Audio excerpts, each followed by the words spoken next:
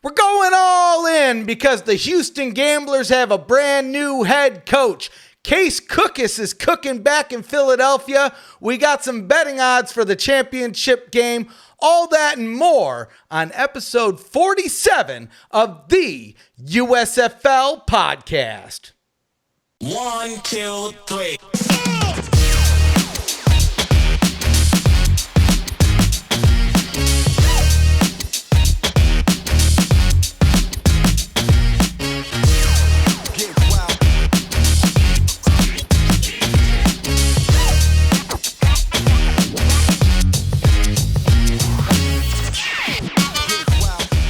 Welcome back, everybody, to another amazing edition of the USFL podcast. I'm the ref representing USFL Newsroom, the number one source in USFL news. And boy, oh boy, do we got a big week for ya.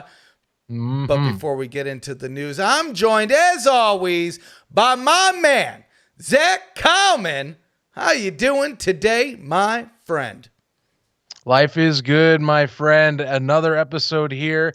I'm looking forward to it. Like I said, I was kind of surprised. We got a few things that kind of rushed at us this week, but you know, stuff's heating up as always for next season. So hey, away we go. I'm thrilled for you. Actually, this is a big week for you. Surprisingly, I'm feeling pretty good, and you know, I didn't know if I could feel much better after seeing a good amount of USFL ads during that not only Super Bowl coverage last week, but the big game as well, baby. I think we got 3 ads, 2 full ads, and the bumper was Scooby Wright, and you know, I was feeling good. Everything was good. I know Eagles fans, they're not feeling probably the greatest, but I know how to make things better. I know how to make things better in your life. USFL Podcast, what are you doing? Find us on social media. Like I said, at USFL Podcast, Facebook, Twitter, Instagram. One day we'll get that TikTok, but soon enough we'll be there. Since we're over on YouTube as well, make sure you look below the video. Click the subscribe button. And here's where it comes in handy for you Eagles fan. Click the bell. It builds morale. Get a little bit going on in your life. Maybe you're a Gamblers fan and you're really sad that Kevin Sumlin's leaving. Click that bell. Get the morale. And you know what? Here's what I'm saying. You're also going to know when we're going live because, as you know, we're less than 2 months away from when USFL becomes the first spring league to have a season 2 in nearly 40 years. And we're going to be there. You might be saying, you're going to be there. Hell yeah, we're going to be there. Spring stock, baby. Day one. Damn right. Day 1, April 15th. Quick correction from last week. Todd English Pub, the location stays the same, but maybe not the name. It is actually known as Casey's Sports Bar now, but don't you worry, we're still in the Marriott across the street from Protective Stadium, and you can join us at 12 p.m. Central, live and in person. We got a whole bunch of guests coming up, live stream from 12 to 4, but the good news is if you're there in person, stick around because we're doing a watch party to watch that brand new Memphis Showboats come in and kick off the season. And once that's wrapped up, we're all heading across the street to Protective Stadium to go see the Birmingham Stallions take on the New Jersey Generals in a rematch of last year's opener. But that's not all, baby. I'm like Don West up in this mug. Day 2, we're heading over to Memphis, Tennessee in 2023. Get hyped, son. Meet us at 9 a.m. Central to noon for the biggest tailgate of the year so far. It's early in the season because there's going to be plenty. But we're getting ready for the grudge game. The Houston Gamblers, with the new head coach that we're going to be talking about here soon, against the Michigan Panthers and their new head coach. Yes. It's going to be a good one. You won't want to miss it. So if you're in Memphis and you were debating maybe going to the away games on Sunday, well, you got another reason to come and join us. Man, I'm losing my voice already.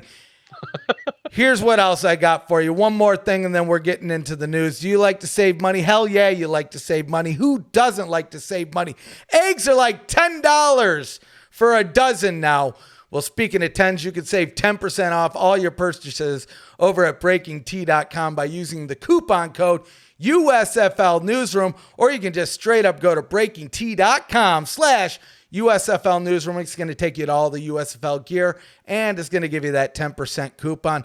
And you know what? If you want to be extra friendly, look below the video. We got some USFL podcast merch. But Zach, I don't know if you saw this. We also have Ducky merch. You know, Ducky's a busy guy. Yeah. He's always out there trying to save world hunger, solve it, get it done for good.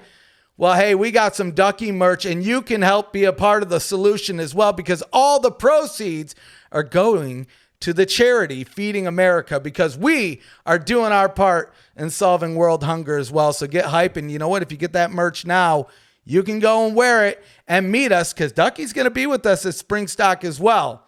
So you might want to get that Ducky gear or a Spring Stock hat. Don't miss out on the Spring Stock gear, baby. Get signed up there. So I think that's enough of the intro shenanigans.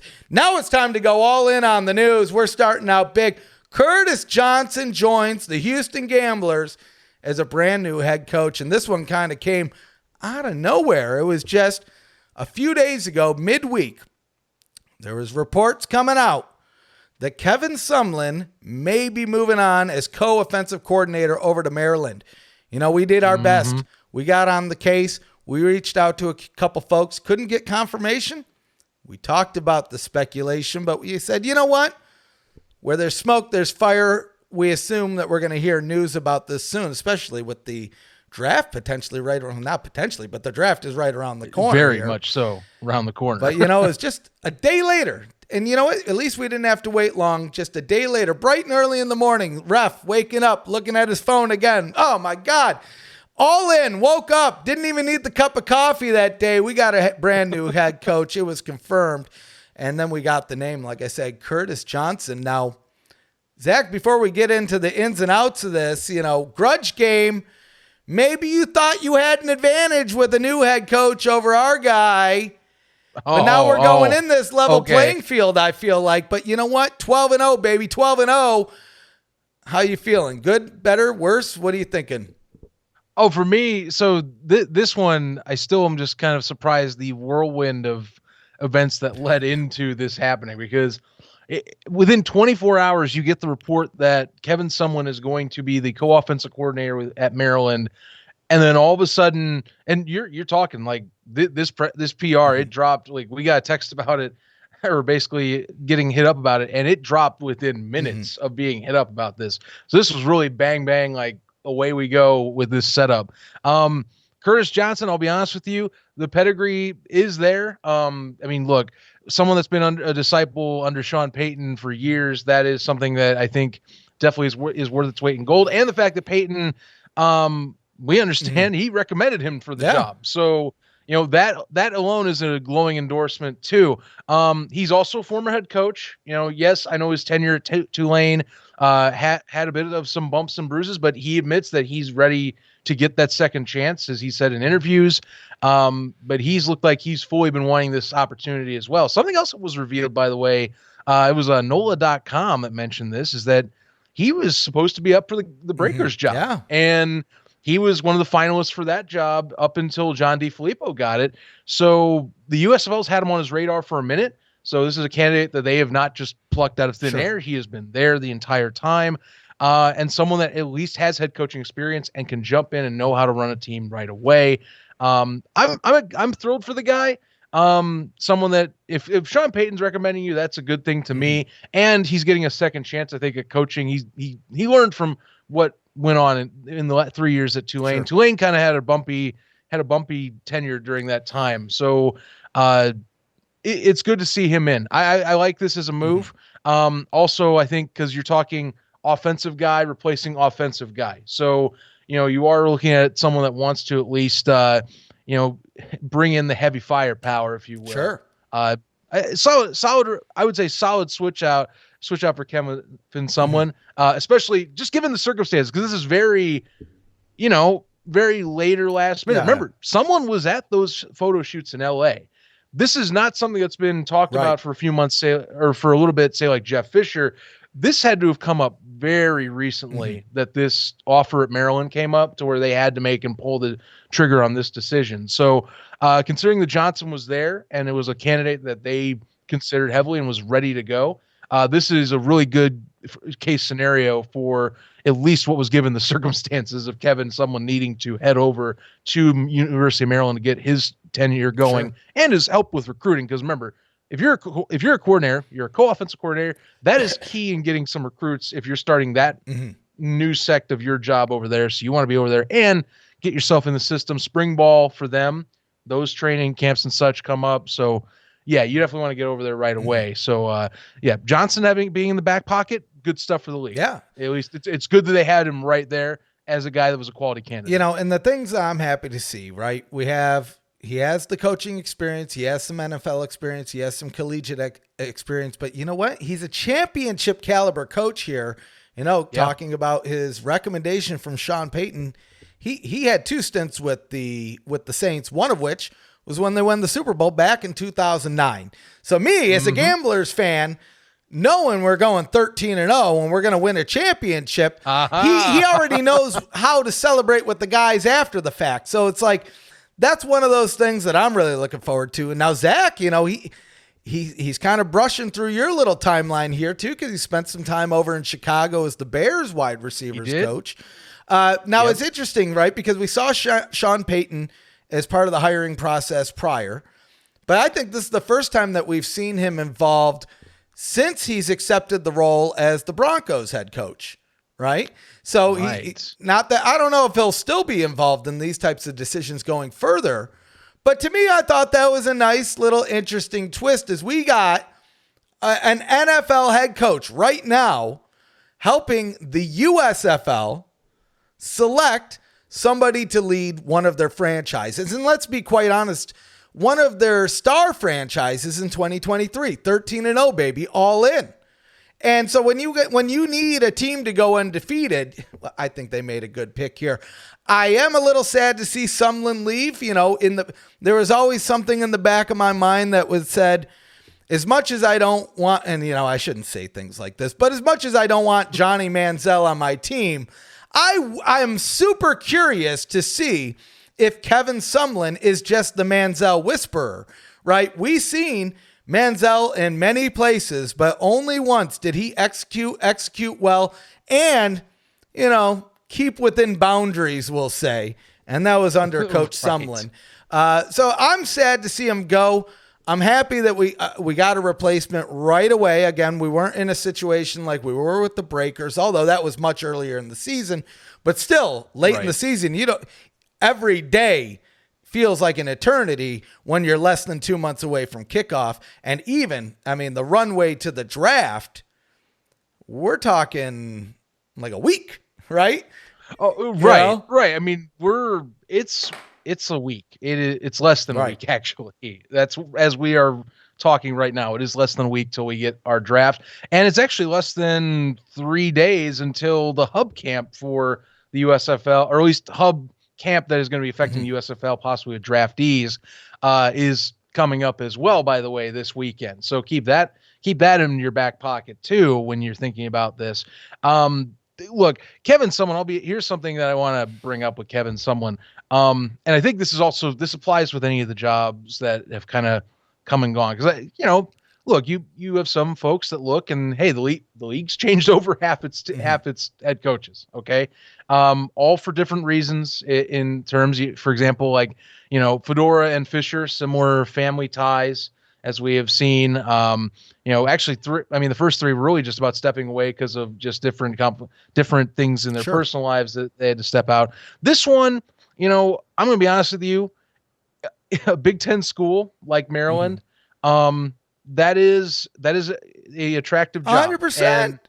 And spring football, as we have known, if you are in this community, it is not yet, I would say, in a widespread sense, given the credit it's deserved just yet, or has the job security, at least stigma yet that some do. Like, I'll be honest with you, Maryland, I imagine definitely is an attractive spot Big Ten wise. They have a young they have Tua's younger brother there that is shining pretty well, and he's going to get another season under his belt. So Kevin Sumlin gets to help work with that as well. But this is just part of the business, to be honest with you. You have to roll with the punches. I am not fully shocked, honestly. Could it be better? Yeah, I mean, I don't hope that we see coaches leave that have to make these changes, 2 months out before the season. But here's the deal: the league's not holding them back. That's been a thing that's been proven since the beginning. That look, if you have an opportunity, you are free to go pursue it. I mean, that's just how it is. That fluidity has been there. Even we've seen it like with players. We originally were told there wasn't as much fluidity in the case. There's been a lot more fluidity about how they are able to leave and do their own thing. So, as I've been using in my own terms, I use this more in my own life now. It's just my job. You got to roll with the punches sometimes, man. It's just how it is. Like things get thrown away, get thrown into a curveball, and you got to take it where you can. Luckily, like we said, Fox had a really good candidate lined up from a previous job interview, and Johnson seems like a guy that's enthusiastic about this level of ball, and the fact that he's an archetype, like I said, second chance as well, or looking for that path back to getting into the head coaching role. Because as we've said, rough go at Tulane, did go back with New Orleans and when Sean Payton was there until he retired, and then came back, and now he gets that shot once again. Fun little thing, by the way, with Sean Payton. Remember, Payton was a Fox NFL analyst for NFL Kickoff for this past season. That recommendation went to Daryl Johnston. They both worked for Fox Sports last year. Right. So little insider discussion, I am going to guess, might have happened before Peyton took that Broncos job and kind of saying, hey, Daryl, I know you're running, I know you're helping run this football league. I got a good assistant. He would love to come work for you guys. And just think who's coming in next year, right? I'm just saying, don't be scared to ask Tom Brady any questions. You never know who he knows, what. Because, the one thing about Tom Brady, I mean, a lot of people probably know this, but I'm sure there's still a good amount that don't. Tom Brady was not a known name going into that draft. And what was he, 6th round pick? Seven right? Like, but that's my exact point. And went on to be one of the greatest quarterbacks, whether you like him or not. So he knows something. He knows something. So I whether you like him or not, take his opinion and run with it. Fun story you bring that up. This ties back to the USFL. Mike Riley was one of the few people that scouted Tom Brady before he came out into the draft.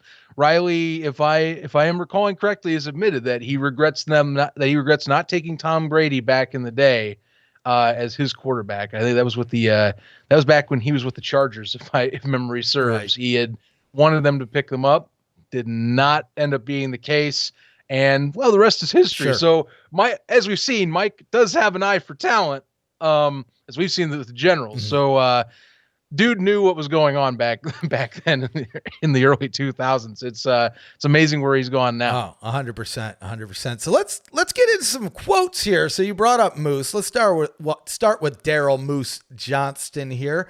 So here's what he has to say. Coach Johnson has been on the USFL head coach radar. So when Coach Sumlin recently informed us that he would be stepping down, I immediately called Curtis. We're thrilled that he enthusiastically embraced the challenge to be the Gamblers' head coach. As a former assistant coach for the Super Bowl champion New Orleans Saints team, Coach Johnson knows what it takes to build a winner. So Houston fans should be excited about the brand of football he will bring to the USFL. And as a Gamblers fan, again, all in, I am excited. I'm excited for a little bit of change.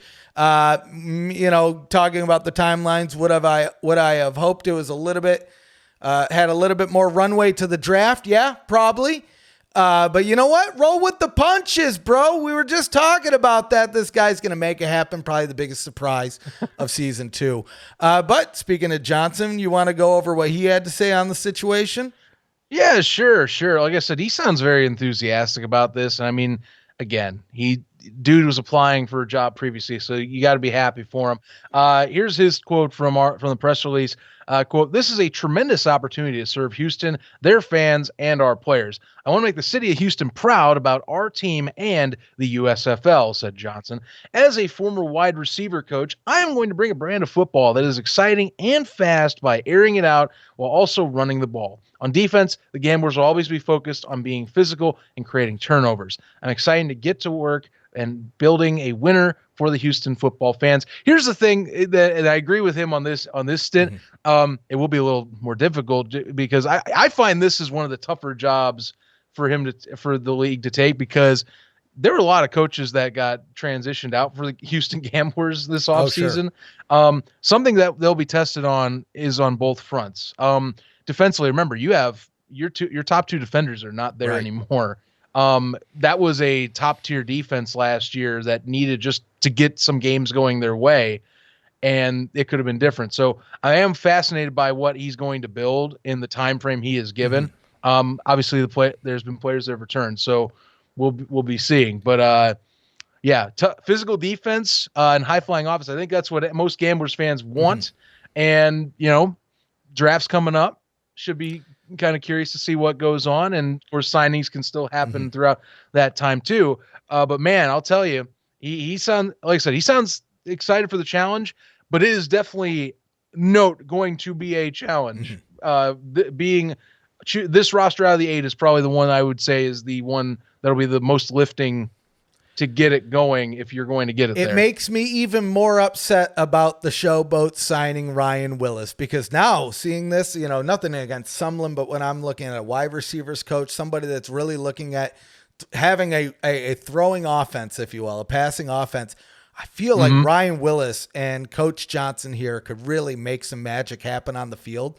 You know what I'm saying? Hey, Coach, if you're listening, and you should be, go call Coach Haley. I'm telling you, tell me you'll give him like a scratch-off lottery ticket or something. Like, hey, I don't know what the rules around trades are in the league, right? But maybe toss in a few draft picks. I don't know, maybe some of the select roster, or maybe some of the missing pieces that the Showboats have. And Red Lobster dinner. Something. Just, gamble them for it. Oh, there you go. Have a poker night. Get them a little tipsy. Not a lot, but just a little. Get to one of those Houston card rooms you're talking about. Exactly. Here's the thing. Okay, Coach, come on down to H-Town. Bring Coach Haley with you. I'll set it all up. I'll even suggest it. Yes. Once I know when somebody's the right amount of drunk, I'll look over. I'm like, there's that glassy stare. Hey, Coach Haley, I saw you had Ryan Willis on your team. Yeah, what about it? You look like you need a scratch-off lottery ticket right now on a Red Lobster dinner. Oh, that does sound pretty good. Well, hey, how about that? And, I will facilitate it. Get me on the line. The ref makes things happen. He can't talk, but he makes things happen. Either way, I would be curious to see how this draft goes. I expect to see, or I hope to see, we talked about this not too long ago, high-octane offensive players be picked up if he's going to stick with this style of football that he knows best, and I don't see why he wouldn't, right? Right. Well, look, something that will help him a ton is that you do have, GM Robert Morris is going to be there. Yep. And that is a massive help for new coaches to have a GM that, they've been kind of scouting something out. And look, Johnson being in that setup, I think one way or another, if it was the Breakers or the Gamblers given the chance, again, offensive guy. So you are exchanging someone in that was supposed to be on that similar mindset as like a someone, in that case. So, at least that's good. But Houston, I mean, they're going to be, there were at least 2 assistant coaches that actually stepped away because of this hiring, just because I think that they were expecting to work under someone, is the thing, but they have looked for other opportunities. So that's another thing on his plate. Again, shorter time frame. There is infrastructure in place for him to succeed. It's just, you do have to, because it's now sub 60 days, you are a little bit more under the gun to kind of just get the thing sped up and ready to go. Plus with training camp coming up, by the way, which we'll talk actually next, because that's officially announced. Yeah, I think that's a good segue right there. Right. Right, because look, we've been told all around. Like I've talked with players about it. People have mentioned about it. Mid-March. Mm-hmm. That's when people kept bringing up. Well, mid-March is when we've been told training camp. So finally, you're seeing official dates kind of stream across. And here's what we got. So it is mid-March, by the way. So coaches report March 13th. That'll be the first official sightings of beginnings of the training camp period. Players then report 3 days later on the 16th with the official camp, as in physical activities, things like that, getting out to the practices on the 20th. So you got 4 days of onboarding, probably getting, if you haven't gotten material for your, for at least what you need as a player, say like playbooks and things like that, or if you haven't gotten what you want from Zoom calls, those are the days you're going to be doing for 4 days, setting up in your hubs. Not to mention you got to get your housing ready and everything as well, 4 different cities being the case. So all leads up to, a month's worth of training camp to go into that first April 15th matchup. Yep. And, it's nice to see some dates around it. Like you had mentioned, we heard mid-March. And it was actually, I think, right before we started recording last week, I think we started seeing these dates come about. We didn't have time to confirm it. And so if there's anything there that for anybody that's listening, we won't talk. If we don't know, we're not going to talk about it unless it's in the speculation zone. And we always, I'd say, very clearly call that out. So I'd say, that's a tip of the hat to us. I'm a Breaker style, if you will. I know, Fedora's not around, but he still lives in our hearts. It feels different with him not being there. You can't use that. I mean, you could flip the lid. Yeah. That's the only thing else I got for the hat. I like that. But no, you know what? Now we got some dates around. I think it was probably the day our episode came out or the morning. We had actually got it confirmed. We put an article out, and then I think even the league and the league's comms put out a tweet kind of saying as much as well. So right around the corner, gives the players about a month to get ready for the season. But kind of one thing that we've seen already is these players aren't waiting for training camp. There's a lot of these guys. No. I mean, we see it pretty often. They're showing their clips online. Like they are getting ready right now. And of course, they're not going to get super physical right now, but they're at least running routes, getting out on the field, catching, throwing, kicking, whatever they need to do to the ball. They're out doing it.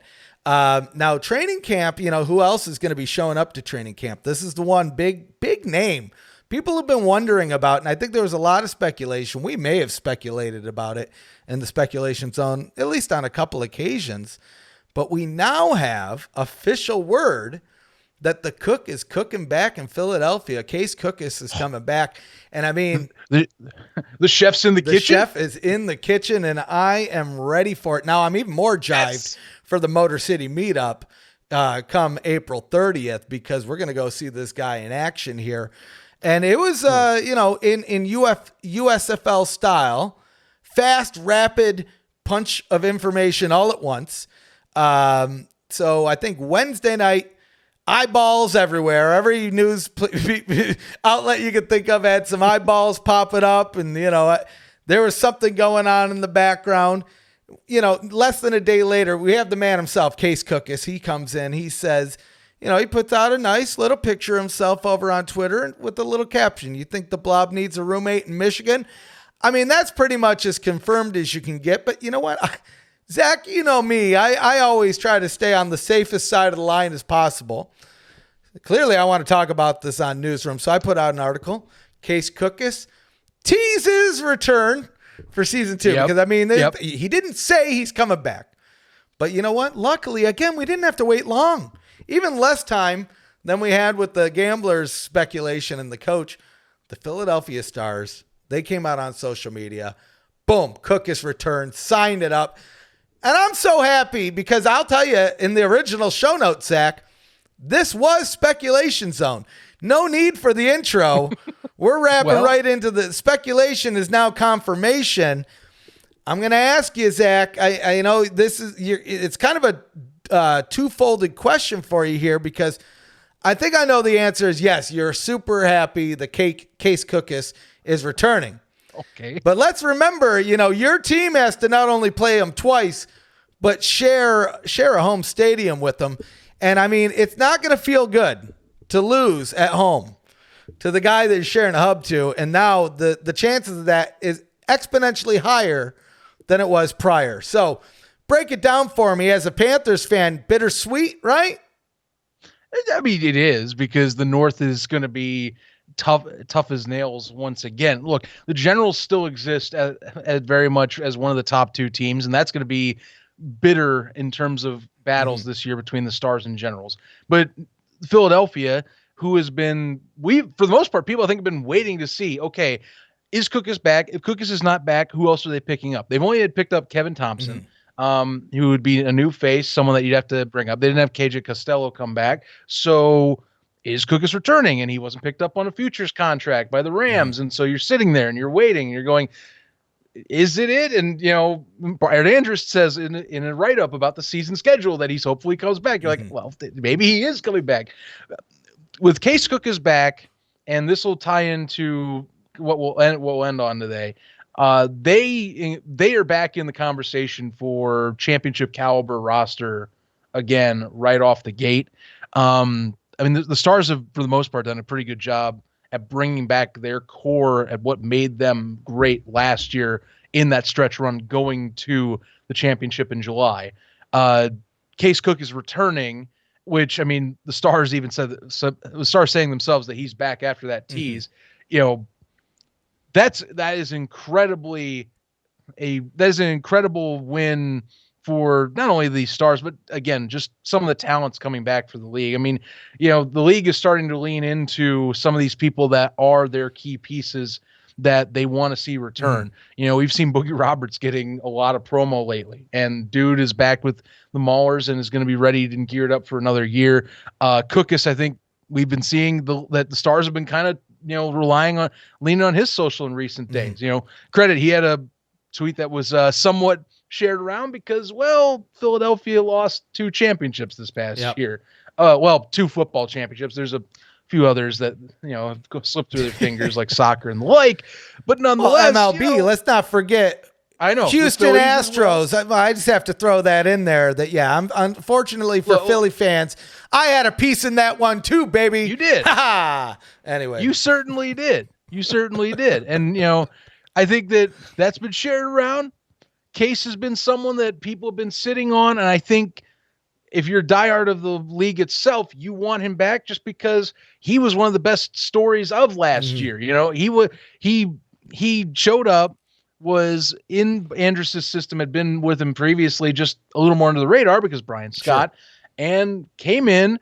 We wondered if the Stars could keep up on their production, and he excelled. Like honestly, if he had played the entire season, you could have argued he was in the MVP race for last year if he plays the entire year. That's how good he was down the stretch of games he played in. Now he gets a full season. And remember, this is what's key about having your returning players for year 2. They know the system of these coaches. At least the winning teams will especially know their system. The Generals, the Stars, I would say the Generals, the Stars, you're going to see those teams are going to have really, I think, systems that are going to be really well set and running efficiently. Case Cookus being in, he already lifts up the Stars to, at least to me, be a top 3 candidate this year to be a champion. So it's a big deal. This is a big re-signing for the league. It helps their talent level show up, and it's going to make those games more fascinating to watch because he is that good. Well, the one thing that I love to see about this is the fact that now we're seeing players return. We're seeing some of the bigger names in the league return, but it makes me just more and more excited about the year 3, year 4, year 5, when we have, potentially Case Cookus in there, 2 championships under his belt, coming back, re-signing for year 5 because he wants that 3rd USFL championship ring or whatever it might be. Like, this is what you need to happen. And it Ron Paul, it's happening .gif, you know what I mean? Like, it is happening. And it just makes me excited, like I said, for more signings, because I don't know. I think, here's another name, Jamar Smith, right? I think it's been speculated. I think he's even mentioned it on Twitch that he plans on coming back, but again, that's by far from like confirmed. We don't have like an official announcement. We don't have like this is happening.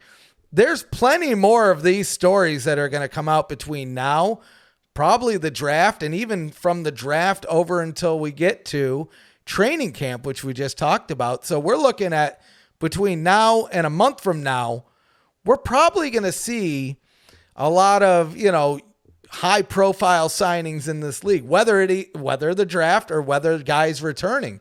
And, year 3, year 4, year 5, year 6, hopefully 10, I just envision the USFL Hall of Fame, right? And we look at, we'll think back, one day, Zach, we're going to be doing this show and we're going to be talking about, wow, isn't it crazy? The USFL is opening up a Hall of Fame. And we're going to be thinking back to like moments like right now and having the debate on who are the guys that should be in there. And, pending a Cookus sticks around, Bo Scarborough, Scooby Wright. There's so many names, Reggie Corbin. The list goes on. Not that I'm going to say they're Hall of Fame status right now. 5-10 years from now, they stick around. We get a couple championships. Then hell yeah, these are the guys that are going to be those first ballot candidates when this all goes down. Yeah, I mean, you're going to find guys that it's maybe they can't stick in the NFL 100%. So, if you want to keep playing football, that's what's the beauty of spring football is you get to also continue your dream, at least in the space. And the USFL's an option for that. So, like I said, you get guys like Jamar that, they get a little bit more of the glory for their performances as well. Case Cookus is definitely getting recognized in this league for his performance at the QB position. And we're going to see more of those stories, I think, pop up this year. There's some fascinating QB battles across the board. I guess might as well talk the QB discussion because really the last domino to fall, I think, was Case Cookus in terms of, our QB battles are about set. So the only one we were wondering is for Philadelphia. Well, Philadelphia's set now. Sure. Cookus has been basically confirmed by the Stars accounts that he is definitely returning. So, you're going to be watching in camp battles. You're going to see like the likes of like Davis Cheek versus Akil Glass, which is something that's going to stick out. A lot of people have eyes on. The Maulers as well. Chase Fourcade versus James Morgan versus Troy Williams, who comes out of that 3 QB battle. It was learned recently that apparently the Generals QB battle is an open battle. Now, Craig, I think to me that's a little. I'm being speculative a bit here. That to me is open battle in naming. I have DeAndre Johnson winning that one because the fact he was there all season. Dude probably is starting if he doesn't get injured midway through the year. Well, I think that being said, they just need to figure out who's going to because they might still go with the QB, the dual QB, right? And so I feel like the battle is going to be for who takes Jerome Johnson's spot. See, you see me getting frustrated. They could, but like Mike Riley, look, you let Luis Perez play the rest of the year. Credit was injuries, and maybe you shuffled Johnson in every once in a while, but like, dude, for the sake of maybe I think some Generals fan sanity as well for me, pick a quarterback. You have Johnson was there last year. I'm telling you, man. If Kyle Letta impresses in the offseason and they want to, if they have to do that, sure, why not? I'll give Kyle Letta that chance. He's him sticking around and him moving on from the Maulers to going to, the Generals. And now he's with the team. Good for him. I'm just saying I saw what Johnson could do when he was fully healthy last year. That dude is a true dual threat QB that was only getting better as the season was going on. He was getting scary. So yeah, I know it's a QB battle. I don't think it's what really truly is one on paper unless Loletta did a lot of freaking up work on himself last year and just completely impresses in training camp, in my opinion. So nonetheless, though, you do have QB battles across the board or question marks, I think, too. And actually, your gamblers, I think that's going to be what's the most fascinating one to me because Johnson's stepping in. They didn't add another quarterback besides the trade for Montel Cozart with the Birmingham Stallions. So you got that. You still have Kenji Bahar. Clayton Thorson is not on the roster anymore, and it's basically been pretty much seems like he did not re-sign. Unless out of the blue he could comes still out happen. of Yeah, like I said, unless you do it like WWE style where he comes walking down the ramp and you're like, oh, dang dang, Yuri's back. Never mind. I want them to. I mean, there's a chance. He didn't sign with the XFL either. You haven't seen him in any NFL contract signings. I know that, look, life is another choice that you can go as well if you want to move on for football. But we haven't heard anything about that either. He's just not on the roster anymore. So got to wait and see. But look, at the time being, that's a QB conversation in its own sake. Obviously, the Panthers have their own. Lynch isn't there anymore, but love and bury it. That's when I think a lot of Panthers fans like myself, who's going to win out, because I like both. Me too. The question is who impresses a bit more as well. And finally, Ryan Willis going to the Showboats. We all thought it was, for the most part, you're going to see Cole Kelly and Brady White duking it out. But it's still crazy to me that, as we talked last show, Willis hits the free agent market and he comes right over. That one, to me, I used to think it was the Maulers QB battle that was most fascinating in the league. That one is the most fascinating QB battle in the league, because Willis, to me, I think just for the high profile signing, you think maybe has a chance. But I've heard a lot of good stuff about Cole Kelly, and Brady White's the local guy. Sure. It's going to be a lot of discussion there.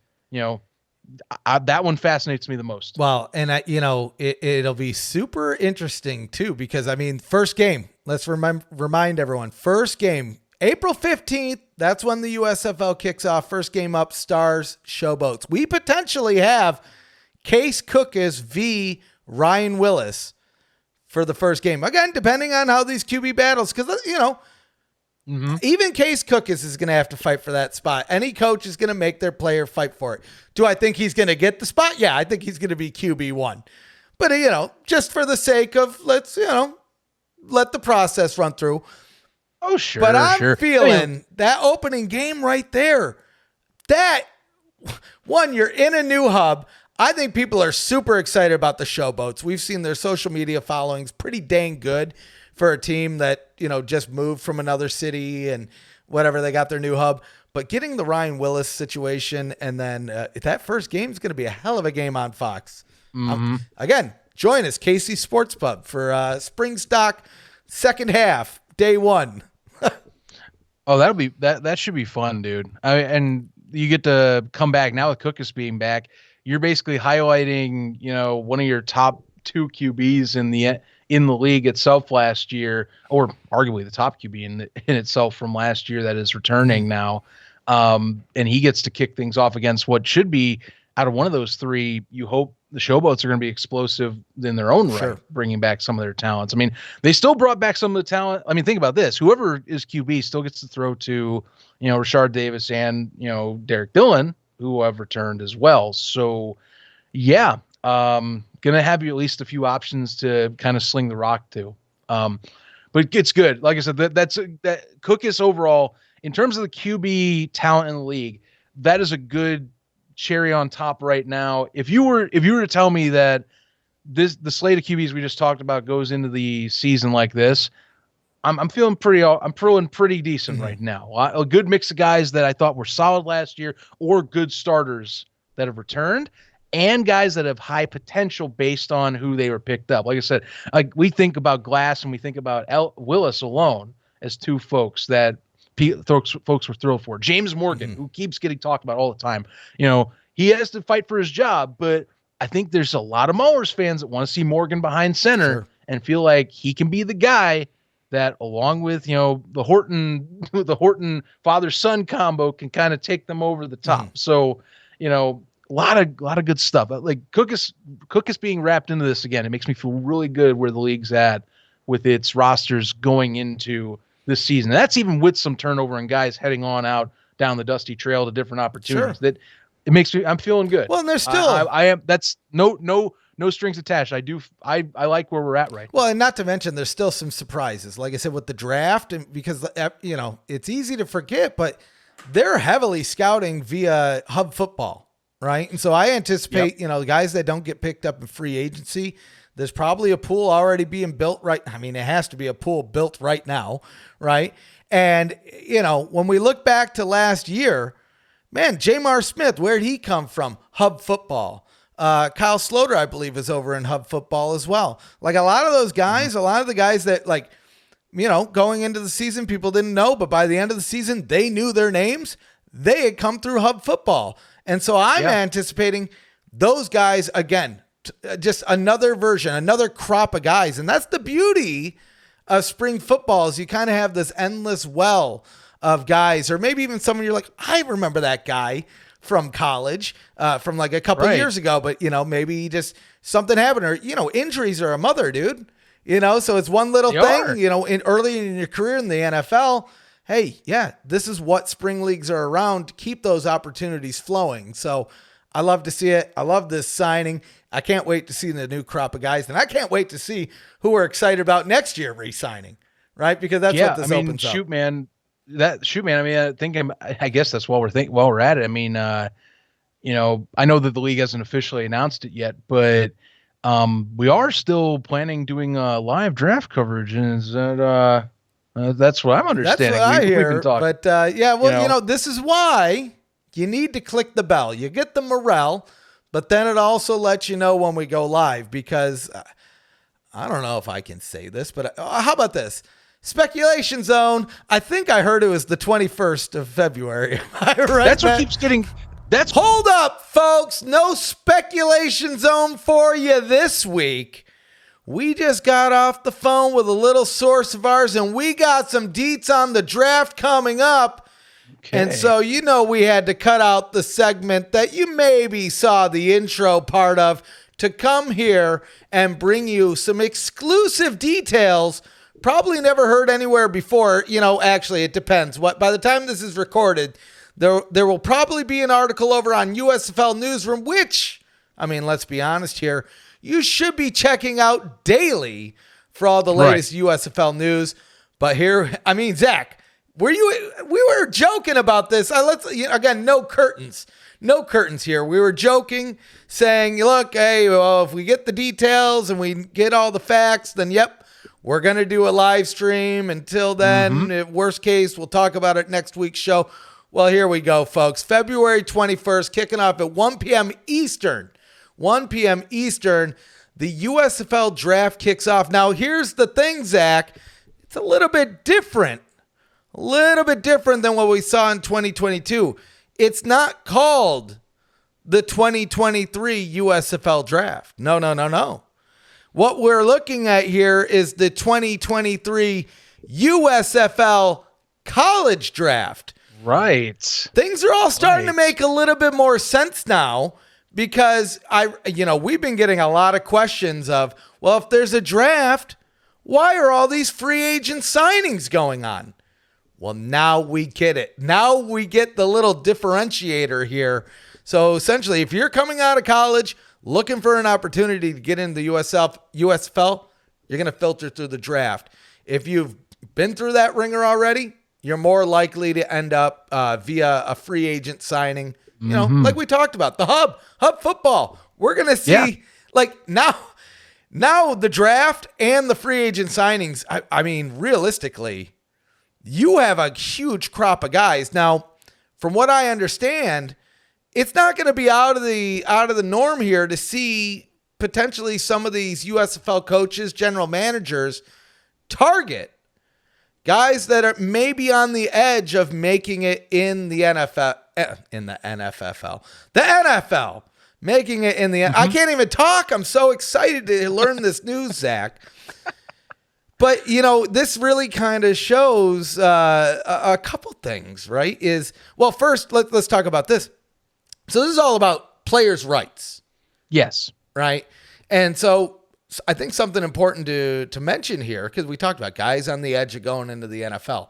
Well, clearly, if they get signed by the NFL, they're probably going to take that opportunity. And as we've seen with players from season one, and on, the USFL, Fox, isn't going to stop those guys from pursuing that opportunity. They'd be some real heels if they were. We probably wouldn't be doing this podcast. I don't know. Maybe we would. But now, it gets my brain thinking. So there's still more details to go. We got so much stuff. But I want to take a pause here and start thinking. Guys on the edge of making the NFL. A Stetson Bennett. Why can I not say his name? You butcher this every time, and I laugh. Stetson Bennett. Thank you. But I mean that it feels like that becomes a more realistic situation. I know people said it tongue in cheek. Maybe we'll see him in the XFL. Maybe we'll see him in the USFL. Honestly, with the way that we're seeing this lined up, it feels like there's a possibility that we do see him get picked. And I mean, Zach, you son of a gun. Let's remind everybody who's got the first pick in the draft, and that would be your team, the Panthers. Oh, yes. I clearly sitting here with my own Let's Hunt shirt on, right, as I have been doing, and they do have the first pick in this draft. I do appreciate that this has been clarified. Some people were asking about it, and it's kind of what I was thinking was happening the longer we were going on into the offseason, when some of us were speculating on the outside of it, just kind of waiting and getting maybe some details trickling in here and there. Mm-hmm. It's a college draft. So, you talk about, like you're saying, guys on the edge that, maybe the NFL will pick them up and they can possibly fight in camp right away, and maybe they land in a roster spot. Or if the USFL picks them up, that's the option now where it's saying, hey, look, young man, we can get you some playing time too, and you can get even more film at a professional level now, and we have your rights if you'd like to do that. Now, the key part is rights. Now, to be fair, every draft of a player is not a signing. It is a rights selection that you are doing. Keep this in mind. That is the NFL as well. Your rights, when you are drafted in the NFL draft, they go to that NFL team, and then you have to sign on as a rookie. You have to sign your rookie deals and everything like that. That's how these work. So the USFL, and much like the CFL as well, they go for guys, they acquire their rights. So just in case that they want to go and take that avenue into a different league, well, guess what? Some teams have rights already, and they can kind of say, hey, we if you come to our league, we get you. That's how this works. So basically, you're trying to, I think, for teams that are doing this draft, you're analyzing like, okay, I'm not going for Bryce Young. All right. Like right. Saying I'm getting rights for Bryce Young would be insane. So like, even like Stetson Bennett is a little more realistic. Yes. Some people will say he's going to probably go, to me, he'll probably go in the draft in the NFL. Nonetheless, guys that maybe are lower in levels in the rounds, maybe they have a better shot if they want to get an NFL shot later, if they need more film, and they get that lower draft stock, or possibly would be UFA, unrestricted free agents. That's where you can consider, all right, I get picked up in this draft. Maybe I can take my talents over here. So that's what we're getting with a possibility so far. So Michigan is trying to kind of balance that kind of talent level. What guys would fit the USFL mold that definitely would fit this angle? It's professional football, but say they aren't possibly going to get the same opportunities as they are in the NFL right out of the gate. That's 100%. What you're looking at.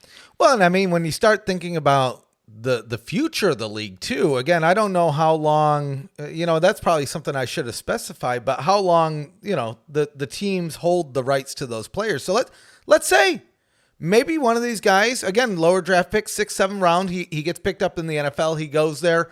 Maybe it turns out he's going to end up in a practice squad. Yeah, maybe his paycheck's going to be bigger, but he's young. He wants to make a name for himself. He has an option to go to the USFL. Now, if he does that, well, hey, now it's Coach Andrus sitting back saying, should have picked him in the draft last year, 2 years ago, whenever that may be, right? And so, I mean, you can get really strategic with your picks now.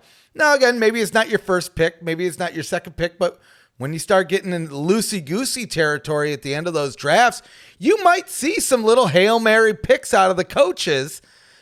Again, maybe not even just knowing this year might not be an option, but in the future, because this league is sustainable, because this league, the USFL, is the first spring football league in nearly 40 years to make it to a season 2. And by proxy, I mean, assuming everything goes the way it is, will be the first spring league in nearly 40 years to make it to a 3rd season next year, right? Yeah. Then when we get to season 5, we're like in uncharted territories, buddy, right? But this just shows, it's just another one of those things where they're showing that it's not just about the now. I'm a big defender of the lean and mean kind of build of the USFL, because I don't know if we didn't see that last year, it's possible that we wouldn't see them this year. We got them this year. Building up, sticking to the plan. And I mean, realistically, just to go to the legacy USFL, many argue had they never stepped away from the Dixon plan that, things wouldn't have gone the way that they went. And so I don't want them to stretch their limits now either. So anyway, now I'm getting off topic. So it's original, right? Back on the draft here. So, we should be expecting details in the coming days that are officially released. These are going to be the details, like we said here. They are what you're expecting, but we're going to get official postings on that and stuff. It should be coming out for the league side of things, hopefully in the next 1 to 3, either the end of the week here or the beginning of next week, just before the draft. Tuesday. It'll be Friday or Monday, and I mean, one of the two. You'll get it. You'll be sure. Yeah, I would say you'll be getting it. I mean, the league, like I said, the league's looking at this at all angles. They're going to be evaluating talent here as well. Further. I mean, we also something we got added on with this from our league source is Daryl Johnston and some players are going to be attending the HBCU Heritage Bowl on Monday. Yeah, they'll be scouting talent, which some of that talent might be possible selections for the Tuesday draft. So they're going to be going over there. The NFL Combine is, of course, an option because, again, the USFL is a professional league. You still want to be out and about at your combines when available. Now, credit, it's after the USFL draft, but still, these are young guys that maybe it's the next year's level of player pool that you're able to draw into. So you're going to see these guys more out and all over the place. And I mean, we've seen, GMs from all these various teams going across the country, going to different bowl games, different practices, different combines already. Remember, Hub is having their own camp on this coming Sunday. So a lot of action is going to be happening around this draft really quickly in the coming days. That maybe if it hasn't already happened, I mean, which I bet it has, it's going to be accelerated for even more of that possible last minute recruiting and at the very least scouting that's needed for some of these teams that they want to make their picks, their rights deals at least, if they're possibly looking for guys to come over. Well, 100%. And I mean, how cool is it? I mean, Daryl Moose Johnston, I mean, that dude deserves a round of applause, an edible arrangements, yes, he does. A pat on the back, because I mean, I would say there's a lot of people that would take the role that he has with the USFL and not put nearly the amount of effort that we've seen Moose do. Now, it's one thing to show up at the HBC Heritage Bowl, scout some players. Zach, you and I saw it firsthand last year, unloading buses of like Gatorade and water. Like, that dude is like, sign him up. I'm so glad that we have Moose on our side, because he's a football guy through and through. He's got the type. Dude's a professional. That's absolutely the case. I was actually going to say we should chip in for a new suit, because obviously he would love to have. He'd love to add that to his wardrobe for his for either his press events or for his analyst position. I mean, dude's got some drip, man. He goes all out on his suit game. I wish I could stumble into dressing half as good as he does. I can't. That's why I wear a ref shirt, baby. It's nice. It's simple. It makes me look thin. But man, yeah, that's the one shame is I'm not going to see Moose every Sunday now that the NFL's over, at least for a couple weeks. But man, I gotta say that dude, he's got one hell of a wardrobe. And maybe it's Fox, maybe it's him. I don't know, but he's a sharp dressed man through and through. Sign him up. True. Either way, love to have him on our team. Love to see him like getting his feet wet, right? Getting his hands dirty, getting out there, helping secure the future of the USFL,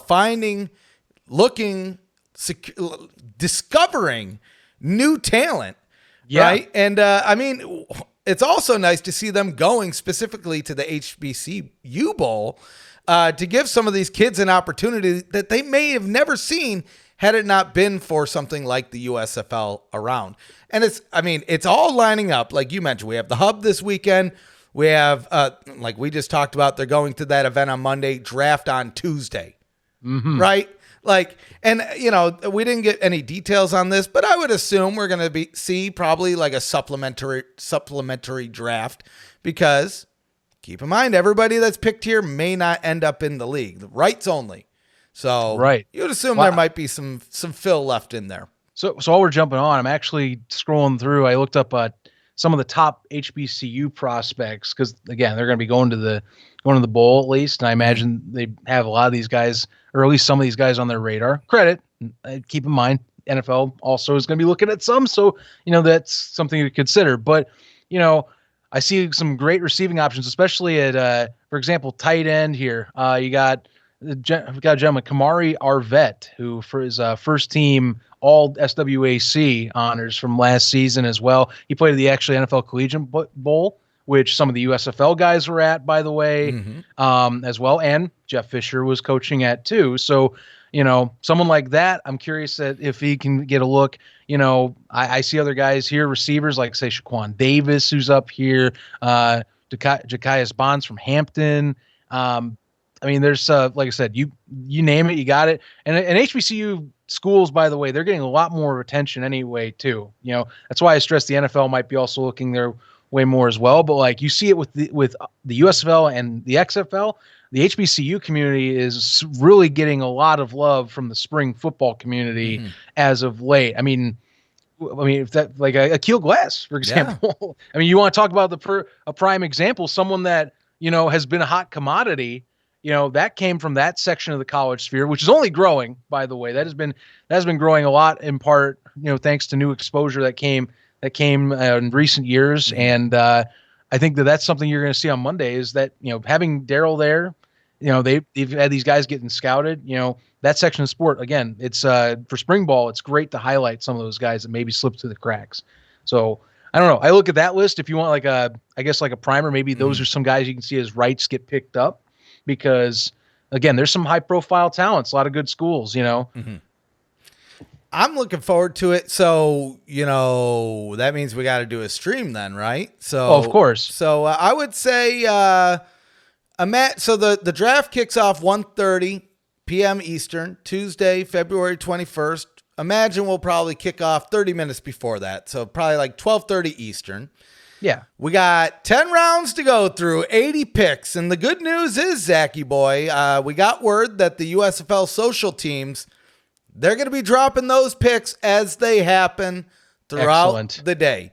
Excellent. Unlike last year, this is a one-day affair, 10 rounds to rule them all, 80 picks overall, and we're going to be here covering it. So shortly after this episode comes out, maybe Saturday actually, we'll schedule that on the YouTube channel. But again, just another reason to click the bell, build some morale, and it'll let you know when we're live, but we'll keep you posted over on social media, just so you can go and add that to your reminders list. And hey, you know what? Maybe after work Tuesday, you can always watch it on the rewind. We're going to be here covering it all on the Mad Scramble. Now, I can't wait, Zach. The Mad Scramble to learn about all the future of the USFL, if you will. But boy, man, am I glad we got these details. We joked about it. Again, you won't see this. Actually, maybe you will, because I probably won't cut it out at the end. So maybe you'll see later in this episode where I joke and say, you watch, Zach. It's going to be the typical USFL podcast thing where we speculate about it. And right as we're talking about it in the show, the release comes out. Well, not this time. We slid it in. We got it good to go. Any other thoughts on this before we move into the next subject in the episode, buddy? I think I'm just letting this play out because I'm going to have to do a lot more research with us. With us just getting this notice, I'm going to have to jump in a little bit more and kind of see like some of the dudes that might be good quality talent or guys that were good contributors at schools that maybe aren't as high up on the prospect list. So that's my next thing. But otherwise, hey, look, it's kind of nice to see that, we get some clarity. If we weren't clear on it already, we get even more clarity on how this is working. And hey, future prospects, that's another avenue that they can consider if they want, right out of the gate at college. So, that's something to take home with you. It's nice. Another draft's on the way. I just want my first round pick to be good. And, maybe I'll get lucky. Maybe the first round pick's also, someone that wants to come and play right out of the gate. We'll see. It is a rights thing, of course. So as long as they want to come, I will gladly be excited to see them play in the United States Football League. Yeah, I'm looking forward to it. Can't wait to see who these guys are. One thing I do want to bring up, Zach, so something that we didn't mention in our earlier topic about Curtis Johnson joining the league. Mm-hmm. You know who he's facing off week 1, right? Yeah, I know. Mike Nolan, new head coach. Mm. They have a little bit of history together there, right? They do, actually. I thought about this, and I'm glad we're actually slid in the section about the draft because I don't think we brought that up. And I think it's worth mentioning because we're seeing a lot of interesting things happen here in week 1 already. We're seeing some built-in rivalries sort of type things. And again, they were both kind of recommended via the same hiring tree, if you will. Mm-hmm. But I think it's worth mentioning before we move into the other pieces. I don't know if you had any thoughts on that before we start talking some betting odds. Right. I did find it fascinating that you do have technically 2 former Saints coaching staff personnel that are now going to be coaching, both Sean Payton, at least guys that have been on those rosters. Mm-hmm. So, hey, have at it. That'll be a nice little storyline. I definitely wherever they're going to be broadcasting at NBC, that is, of course. Mm-hmm. I bet the NBC broadcast crew brings it up. So, a little storyline. It's kind of funny how things work out sometimes, right. I guess. It is kind of hilarious to me. Yeah, well, the interesting thing that comes out of this with the USFL filling a head coaching spot so late in the game but so fast, and we kind of talked about, Curtis Johnson was also in the running for the Breakers spot. Yeah. It seems to tell me that the league is at minimum half prepared for anything, right? And so from what I understand, they probably interviewed a good group of these guys for head coaches. And I wouldn't doubt if they have a couple, like a good 3 or 4, a handful of guys that they would like to come in. Maybe they just got edged out. Maybe the locale made more sense for another one of the coaches, something like that. Mm-hmm. So not that I don't expect any other coaches to be departing before this season. But, going in, because I do have full hopes and anticipation that we're going to see season 3, 4, 5, 6, 7. Oh, yeah. That, even having those early conversations, maybe even if it's a season or 2 away, you've already had the initial conversation. Now it's about the next conversation of, hey, well, here's the role that we're looking to fill now. Maybe it's not even a head coach role. Maybe it's whatever it might be, general manager or whatever it is. So it is nice to see that they seemingly have a handful of guys at the ready, or at least that they're prepared to re-engage and talk to fill these roles as they come up. But yeah, no, I thought that was worth talking about. We had the opportunity since we're sliding in a new segment, so I'd figure we'd talk about that. But I think we're going to switch back to the past us and go talk about some gambling odds. Sign us up. Man, we're really getting into gear. We're still 2 months out, a little bit less than 2 months until we're getting to kickoff. Things are really starting to shape up. Last topic, speaking of shaping up, getting closer to the season, we're already starting to see some odds, some championship odds, of course, from our good friends Fox Bet, which, why, of course, they'd be in the game here. Now, I don't think there's any shock here on who the favorites are. That's the Stallions coming in. Now, I'd say maybe there's a little bit of, you could create a little bit of controversy out of the rest of this list. I'll start first. Number 6, the Gamblers.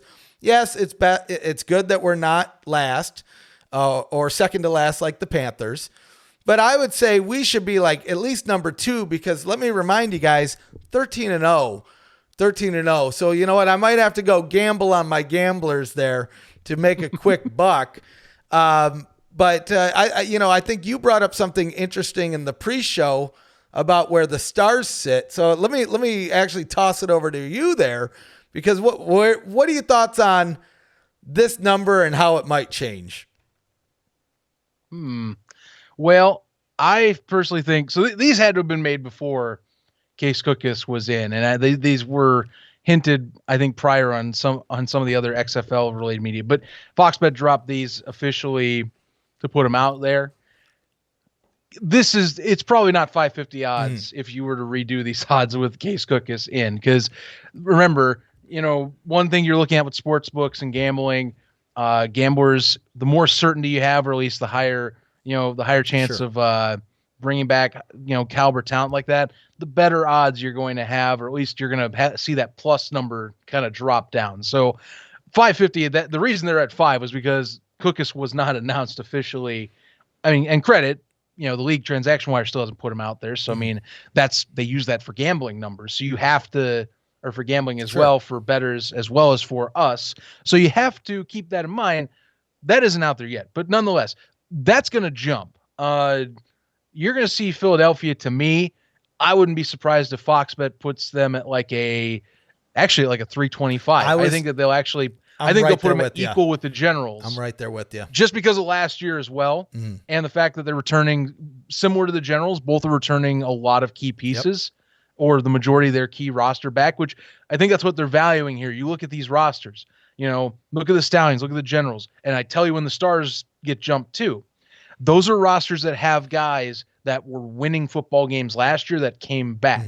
That's going to be the value for spring football betting is, hey, if you want to pick, if you're looking for at least winning options, like if you want to pick safe bets, that is, you're a safe betting guy that looks for the plus number or something and just wants a few chunk of change real quick, those are the guys you're going for. I think, for example, I get why they labeled the Panthers and the Maulers lower, because they, as much as they've done a lot of signings, as much as we've been thrilled to see those signings, a lot of questions. There's a lot of new faces on that roster. Both teams have new coaching staffs. That's a harder thing to predict. So that's why they're down there. There's a lot that has to go right, and that can change. But I'll be honest with you, because of given the fluidity of spring football, if one of those teams does hit it big, say, for example, my Panthers at plus 700, they do really well. And, Josh Love or Eric Berrier balls, and that defense in particular improves. Keep that in mind. I don't know, man, plus 700, I'm not advocating betting, but like if I put money down, that would be them or the Maulers. I would do a few bucks as like a dark horse bet where I'm like, screw it. If this play comes back, it comes back. Because some people do that stuff. Like that's the thing. Hedge your bet, baby. Right. And spring football, you look for some certainty. So I get completely why like Stallions Generals is at the top. Why, to me, the Stars will be at the top. I like the 500 plus odds for the Showboats and the Breakers, because as much as say the Breakers were in the playoffs last year, they had some key pieces leave. Yes, they do have Johnny Dixon, Jonathan Adams. It looks like that should still be returning. But you got a QB differential. You got to worry about. You got a new head coach in John DeFilippo. For the Showboats, it's just that Tamu's gone, and you have a roster that has had plenty of turnover. They have released a lot of people and brought in a lot. Like it's a lot of changes this year for Todd Haley. So that makes sense. The Gamblers, that plus 600 makes complete sense. Honestly, I don't know about complete sense, Zach. Okay, hey, you know what? You want to argue with me? You're not gonna like me after this. I think that's bullish. I think they should be plus 800. I'm sorry. Well, you know what? Let me say this though. I don't think the Maulers should be at plus 800, but I don't think that the Gamblers should be either. Okay. Hey, look, this is why I'm coming on. I'm just telling you, man. Like I said, they've had some solid signings. I just have, out of all the teams in the USFL, that's the one I have the most questions about right now at this stage. And that could be wrong. I could be wrong. Well, I have the answer for you. It's 13-0. That's the answer. 13-0, all in, baby. Dude, no, it's 12-1. Grudge match is going to me this year, so I'm obviously I'm going to steal one. So I don't like that. Well, I guess as long as it's not the championship game, I'm fine with that. Yeah. I guess it's not that, right? That would be, dude. If we had Grudge Match Part 2 in Canton, Ohio. That is going to be, we are going to hype that up like hell. Also, that would be, to me, I think most Vegas bettors would be or at least Fox Bet bettors would be going, Yeah, I didn't see this one on my cards this year. I really thought it'd be a repeat of like maybe Stallion Stars, or like maybe the Generals take it or something. Mm-hmm. Oh, You know? I'll say this. Everybody watching this podcast, you better hope my team never wins the championship, because I'm going to be, I'm going to be obnoxious. It's going to be good. I really wonder if you, because I've seen you with the Astros winning it. I really wonder what you're like if one of your favorite football teams comes out on top. Yeah, because I don't even like the Astros, and you saw how obnoxious I was. Right. Houston Pride, H-Town for the H. I mean, I watched how many games? 6 was in that? I guess I watched all the off season. I only watched a couple games during the season, but yeah, just imagine. I'll be like a Raiders fan, and you know what? I don't even feel bad if I offended you, and you're a Raiders fan. You know what I mean when I say that. Let's be honest here. You know what I mean. But either way, it's great to see the odds. It's great to see that we got, at least the gamblers got their coach in before the draft. Because if it happens after the draft, I mean, that's kind of a pickle, because you got, I mean, not that Sumlin wouldn't have picked up a good group of guys, but I mean, in theory, you want to pick your own crew, right? So, not the greatest timing, but could be much worse. All the pieces are really starting to come together less than 2 months from season 2. Any last thoughts, parting words before we head off into the distance? And then, like I said, everybody keep following us on social media. We'll let you know about draft coverage as we know as well. You know what? Say draft's ahead, so I'm thrilled with whatever's coming up. Again, it should be the 21st based on everyone's saying. Just league's got to pop something up, and I can't just waiting to see what that's like. So, if anything, charging ahead, and hopefully draft coverage next week for us. So that'll be great. Get a second year in a row live coverage of the event. I'm looking forward to that, and kind of doing as we did, everything on the fly, and kind of just be like, yeah, this guy, let's get the research. Let's show this off. Let's talk the facts. That's the most fun part about all of it. And then, I mean, it's not going to be too much longer after that we're going to have another live event, which you can join in person or online. Yes. And I think that's the coolest part, because if we're going to kick off the USFL season, we might as well do it in style. So we're heading back to Birmingham. The party's in the pub, sort of, but it's not a pub anymore. It's Casey's Sports Bar, same location, inside the Marriott, across the street from Protective Stadium. We're kicking things off at 12 a.m. Oh, my God, that'd be a little bit early. 12 p.m. Central, noon Central on April 15th, which, if you've been living under a rock, that's the day that the USFL Season 2 kicks off. We're going from 12 p.m. to 4 with a live show online. But if you're in town, you're joining us in person, stick around, because we're going to be watching that Showboats Stars game. And once that concludes, you know what we're doing. We're heading across the street to go see the Birmingham Stallions take on the New Jersey Generals in a rematch of last year's opener. But like I said, that's not all. Don West style, baby. Then we're heading over for day 2, the grudge game over in Memphis, Tennessee. The Houston Gamblers are taking on the Michigan Panthers, and the Gamblers are going to start their 12-0 journey, hopefully by taking out Zach's team once again, just like we did last year. Yeah. Funny. You won't want, I mean, if you think the banter's fun now, just wait until we're at the game in person. We're going to be there at 9 a.m. Central.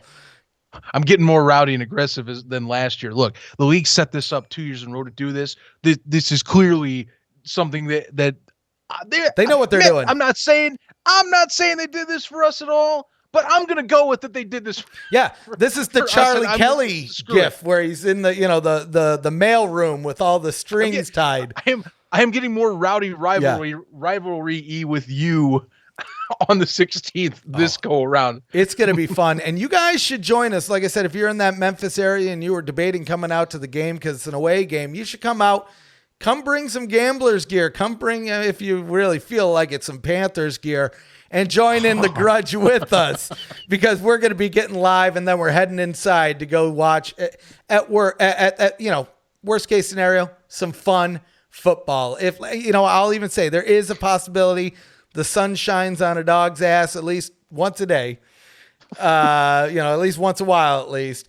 And, and maybe the Gamblers lose. I don't know. You're going to see a very upset ref. Cover your ears. You might hear some things you don't want to hear, but I'll be honest, I'm feeling pretty good.